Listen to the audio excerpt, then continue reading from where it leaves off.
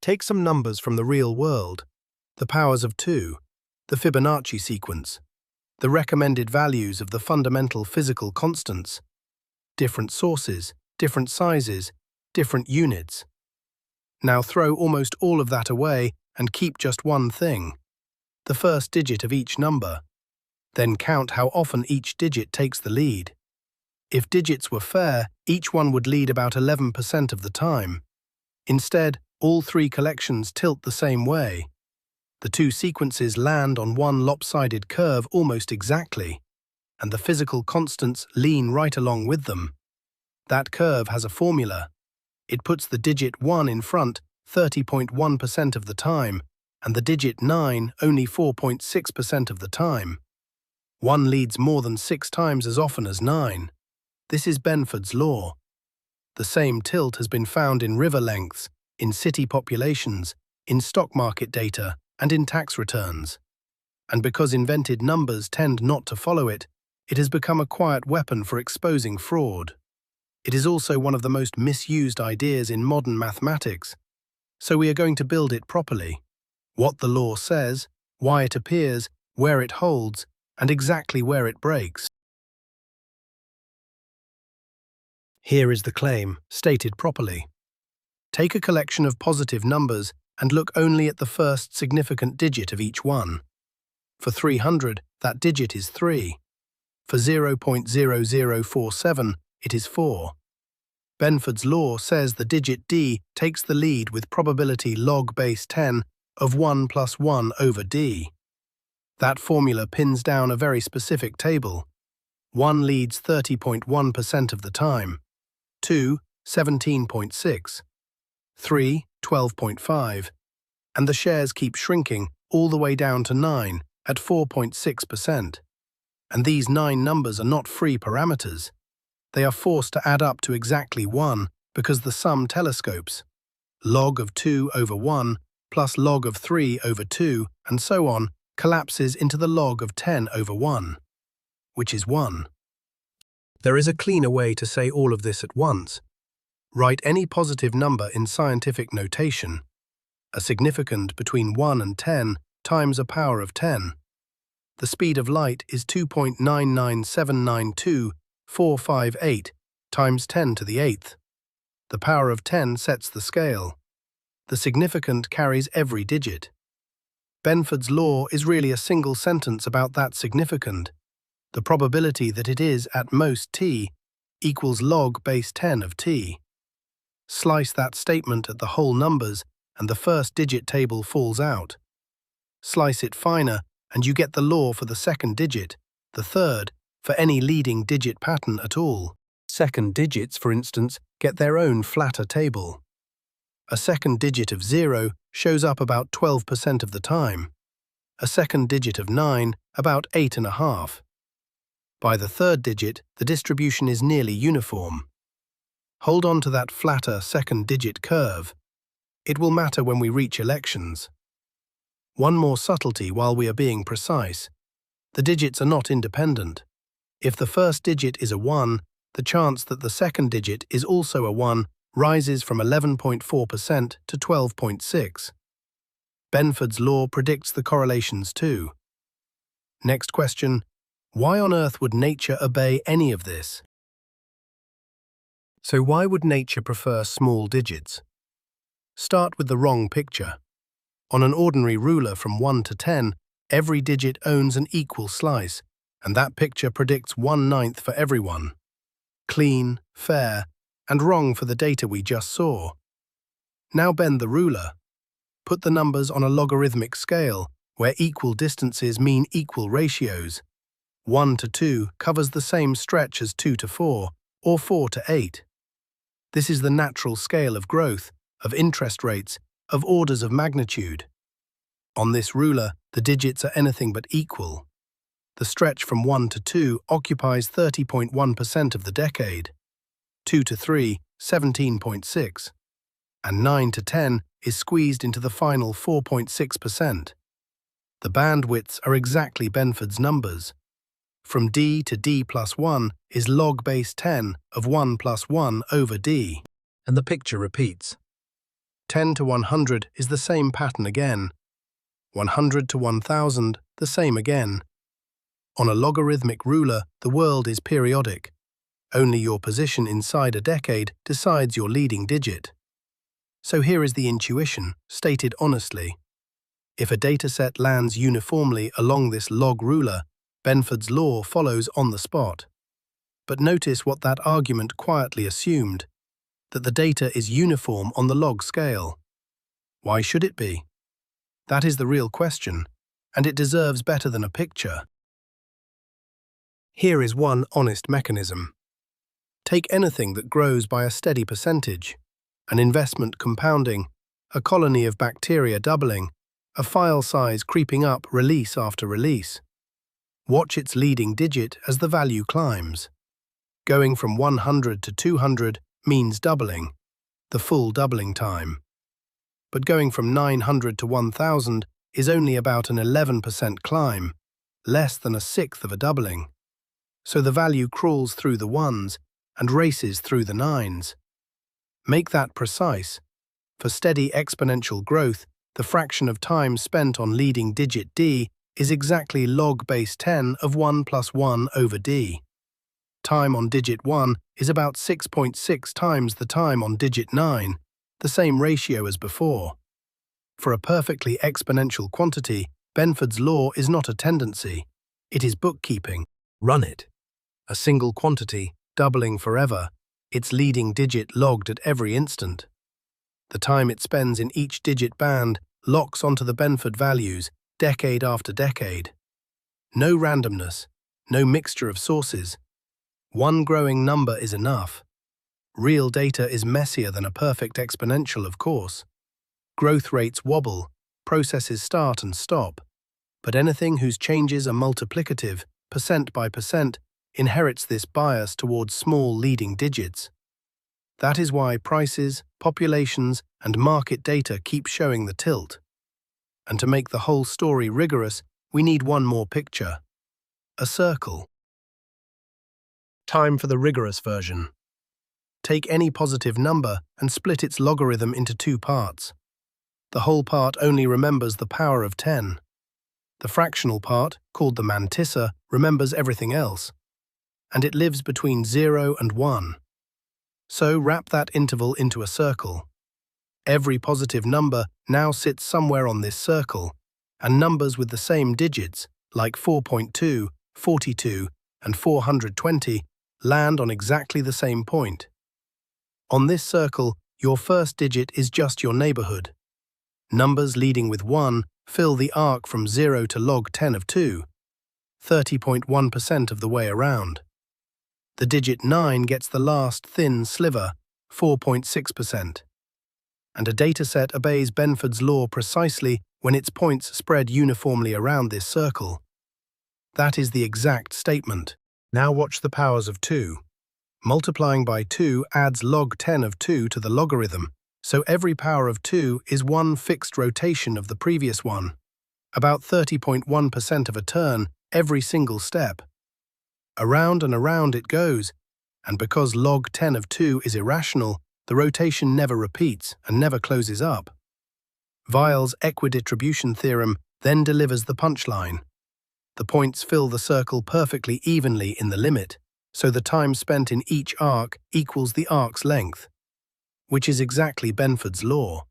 For powers of 2, this is a theorem, not a tendency. Among the first 300 powers, the deviation is already almost too small to draw. Fibonacci numbers tell the same story with a different stride.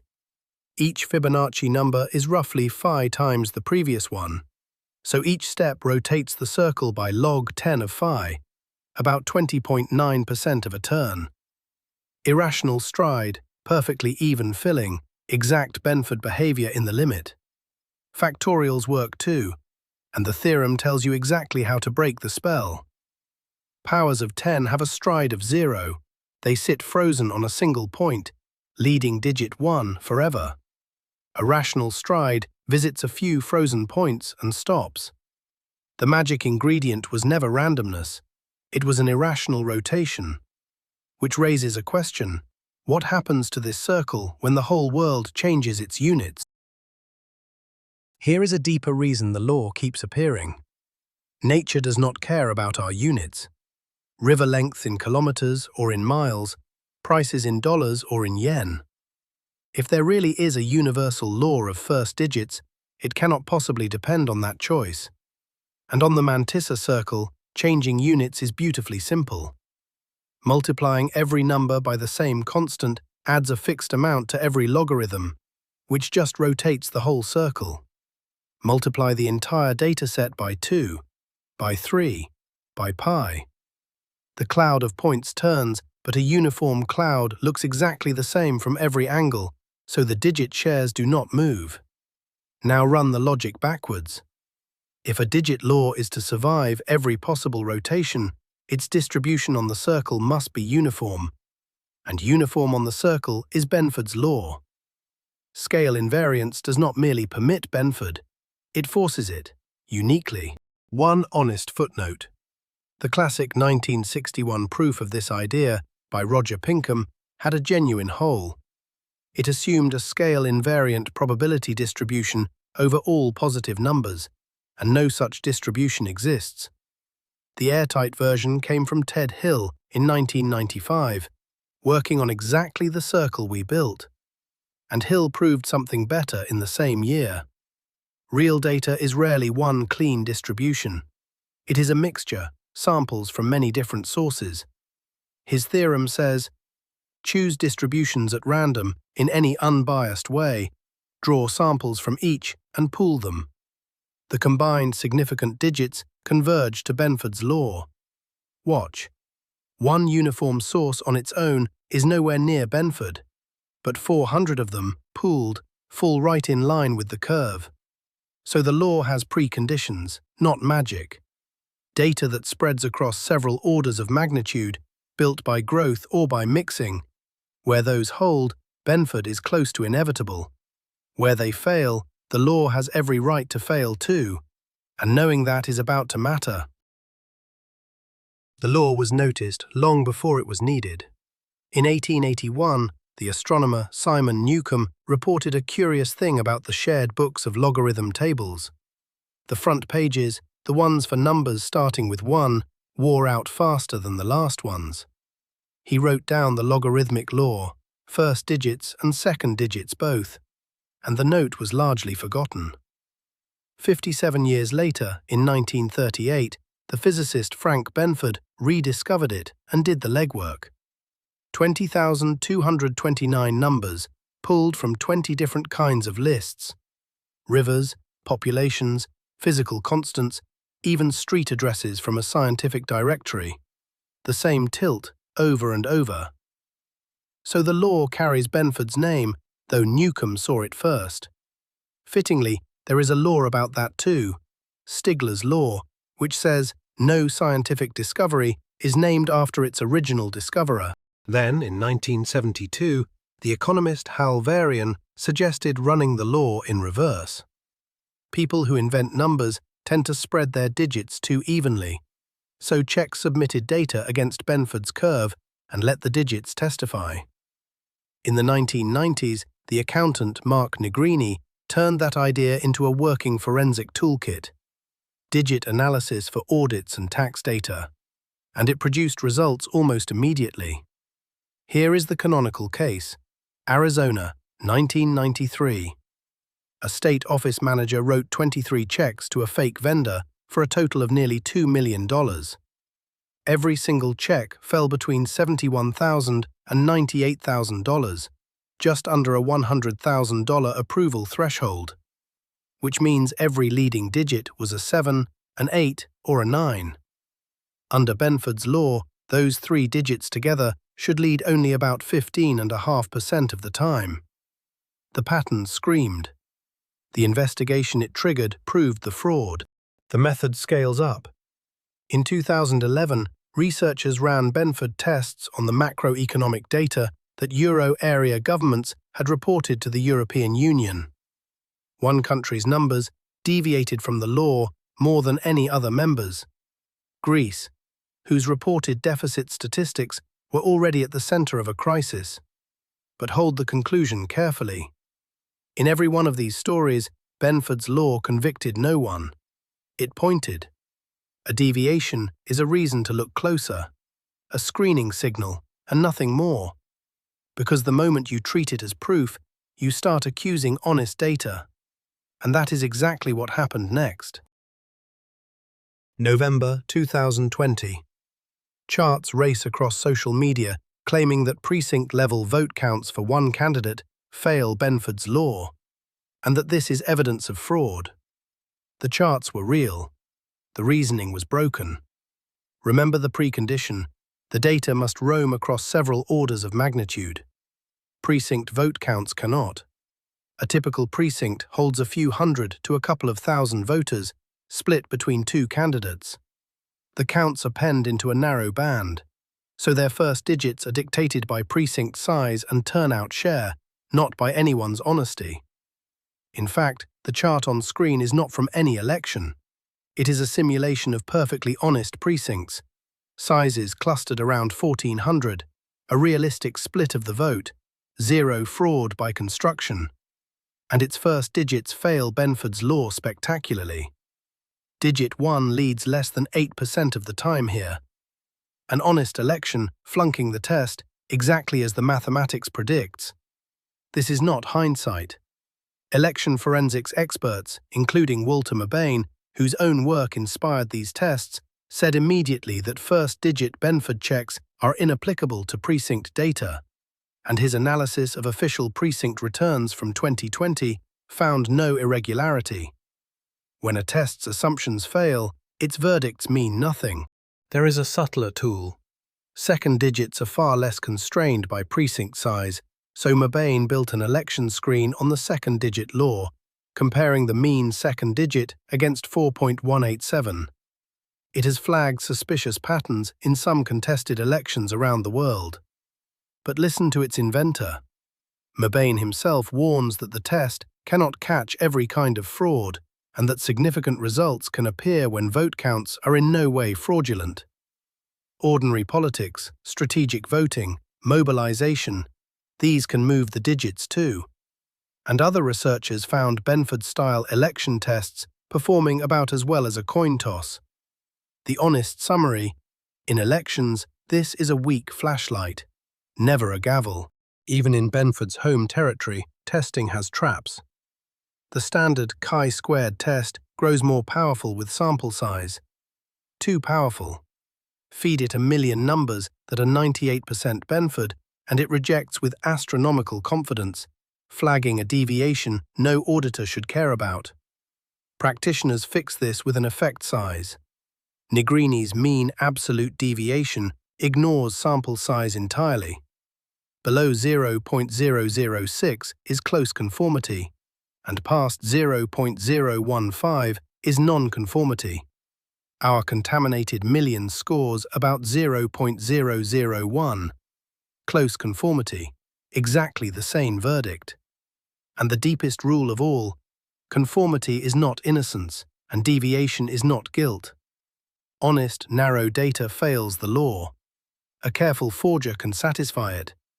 Benford's law is neither necessary nor sufficient evidence of anything. It is a cheap, brilliant question.